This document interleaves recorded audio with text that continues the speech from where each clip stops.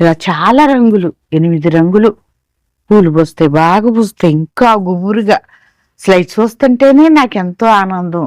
అటు మట్టి వేసుకుంటాం, బాగు చేయటం, రోజు పోతాయి. కాసేపు అయిన మధ్యాహ్నం దాకా బాగుంటాయి. ఎంతో ఆనందం నాకు.